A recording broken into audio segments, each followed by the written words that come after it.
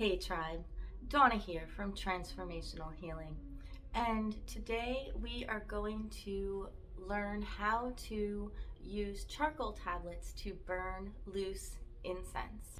I wanted to make sure that I wish you a blessed new moon, and I hope that you got to see perhaps a tiny piece or at least feel the total solar eclipse that happened really early this morning at sunrise.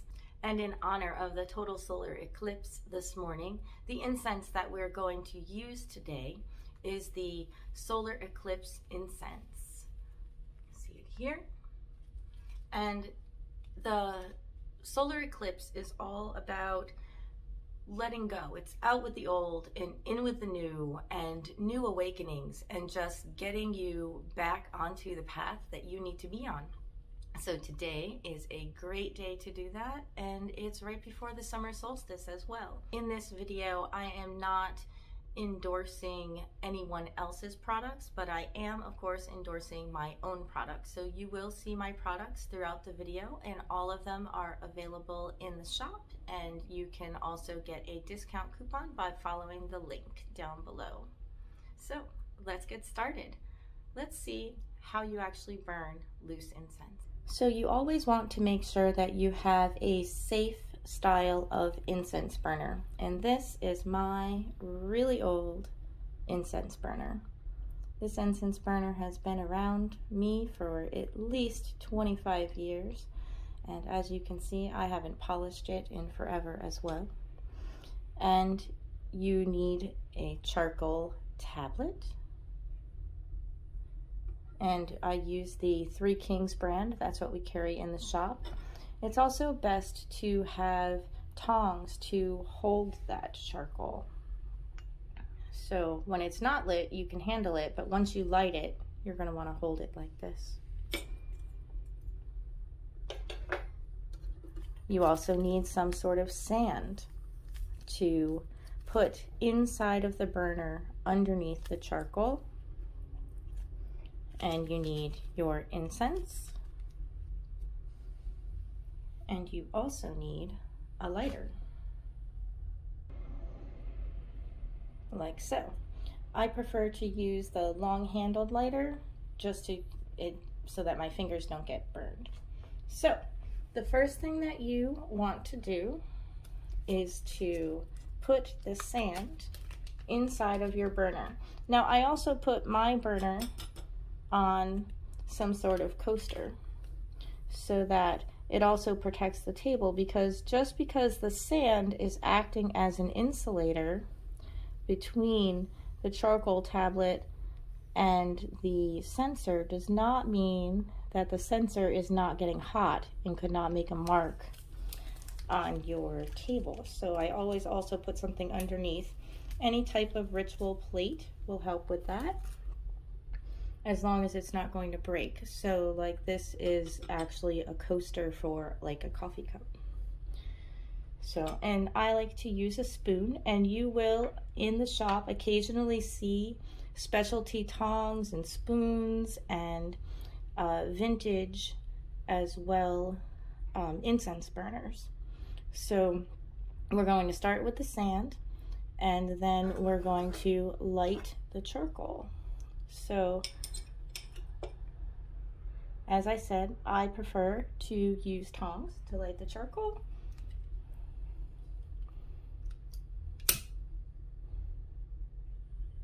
And as you can see, sometimes it will spit out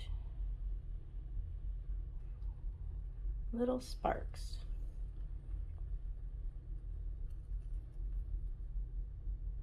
And you need to hold the flame on it until the saltpeter inside, see there's the sparks, the saltpeter inside it will start to catch it. Usually I like to try to get at least 2 edges going, and the bottom if I can, before I put it down. And this is why you need tongs. Could you imagine trying to hold on to this charcoal while you're lighting it? I know some people just put it down in the sand and they try to light it that way, and that is possible, but I prefer to hold it to a flame or hold it over a candle flame several different ways to do that. And now you can see that it's burning its way across. You can occasionally see a little sparkle coming from it. And now we're going to put it in the middle of the sand. Make sure that you're careful where you put the lighter down because it will be hot after keeping it up for that long. And now the charcoal itself does smell like charcoal. So some people like to do this with an open window. And while we're waiting for the charcoal to burn across, because you don't put the incense on it right now, it's not actually hot enough until it starts to turn white. And it's those white parts that are going to work. So, like I said, we have the Three Kings incense, and the types of incense burners that we have in the shop are this beautiful brass burner with a very nice wooden trivet that it comes with it on its own, and the cover comes off, and you can put the sand right in and put the lid on if you want, or not use the lid. And this one is $13. We also have a cast iron version, which is 4 inches across, and this little disc will hold the wooden incenses if you want, but it comes out so that you can use it the other way, and that one is $9. And I also have, being listed very soon, 2 vintage incense burners that I have new old stock in several of them. They have been in a storage locker since the early 70s, and a friend of mine that's a wholesaler got a hold of them. So this one, you can use it for the cone incense or the other types of incense, but it also fits a charcoal, and this one is $15. And this is the smallest burner that I would recommend at all. The charcoal disc just fits in the top, just perfect on a small layer of sand. And this one's also, you can use cone incense in it as well. These are solid brass, and this one is $8. For tongs in the shop, we have the silver ones, like my pair there, and we also carry them in brass. The silver are $8, and the brass are $12. For sands, you have the rainbow sand, like you saw me use already. And we also have white and black sand. And I do carry those in jars as well, so you can get a full set of all of them, or you can order them separately and have nice jars to keep them in. Both the jars and the bags are 5 ounces of sand, and you saw I used about a ½ ounce of sand total underneath that charcoal. That you can see the edges are starting to turn white, so it's getting closer to being where we can start to burn our incense on it. The types of incense that you can burn are things like my loose incenses. There's the Summer Litha incense and the Solar Eclipse that we're going to be using today. I have a sample package over there. You can also burn the powdered incenses from the shop.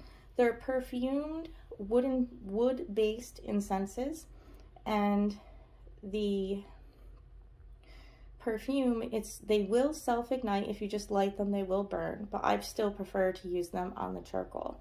And they come in things like protection, hot foot, come to me, love, money drawing, high John root, and things along that line. There's also a dragon's blood incense powder that is not real dragon's blood resin. It is an incense powder that also smells really nice. And then you can burn any resins. So frankincense, myrrh, copal, the real dragon's blood resin, or the Three Kings blend. Things like that are all meant to be burned on charcoals. So now we're going to put some of our incense on there with intention. Remember that you do everything with intention. And if you don't know what I mean by with intention, you should watch the intention video. So our intention is that we're going to bring new things into our life. We're going to let go of the old and bring in the new. You can make dreams reality. Be aware of our own limitations that we put on ourselves. Open up our intuition and our inner knowing. And see, you really don't need that much incense either. But you can continually feed it different types of incense if that is what you desire. And all the incenses that I make that are loose incenses are handmade. I break everything down myself. So some of them are more powdery, like the litha one you see is ground a little bit finer and it's more powdery, and some of them are more herby. So how much you get in your half-ounce container is always a half an ounce. But there are times when you can get, these are both half an ounce over here, but this one is very herby and bigger herbs, and this one is more fine. And if it has a lot of resins in it, the resins are heavier, so it's going to appear that you get less, but you're getting the same amount by weight. So I'm hoping that you are ready to move forward and let that new energy in, let that solar eclipse energy in, and let go of whatever is holding you back. So as you can see, this will continue to burn for a very, very long time. And as the outside burns away, you can actually peel off the white a little bit and expose more, and you can burn incense for sometimes even up to about an hour. So make sure that after you are done burning incense that you allow this to cool completely. I mean, like, maybe don't dump it until the next day unless you're going to put it in water, because that charcoal tablet will stay hot like a very hard coal for a very, very long time. So you want to make sure that you are watching whether that is out or not, and you don't want to catch anything else on fire. So as you can see, the incense is still burning. We'll put just a tiny little bit more on there. And that's why I like to use the spoons. Or you could use your tongs to do this, I suppose. But see?